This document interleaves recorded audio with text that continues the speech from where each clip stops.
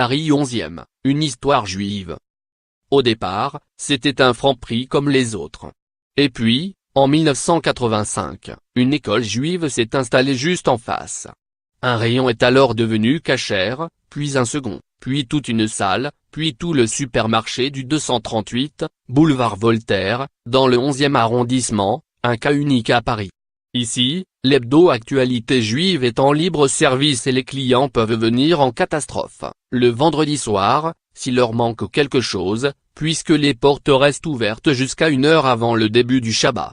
Les allées offrent une plongée dans le monde merveilleux de la cacheroute, le code alimentaire des pratiquants, les gâteaux Schneider, le pain Azim Rosinski, le vin Barcan, sans oublier les produits de la marque phare. Mémé Hélène, le sourire de la vieille dame s'affiche sous le slogan Notre grand-mère à tous. La formule résonne curieusement désormais. On l'a beaucoup entendu après le décès de Mireille Knoll, octogénaire juive tuée de 11 coups de couteau à 200 mètres de là, avenue Philippe-Auguste, le 23 mars. Voilà plus d'un demi-siècle que cette femme née de parents polonais et ukrainiens vivait dans ce quartier de l'Est parisien. Le destin tragique qu'elle y a connu souligne le paradoxe du 11e pour la population juive, à la fois terre d'accueil bienveillante et terre de tristesse.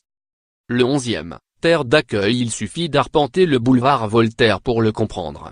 La partie orientale de l'artère qui traverse tout l'arrondissement propose une vaste collection de mezuzot à l'entrée des commerçants. On y mange des burgers cachères, des pizzas cachères, des sushis cachères.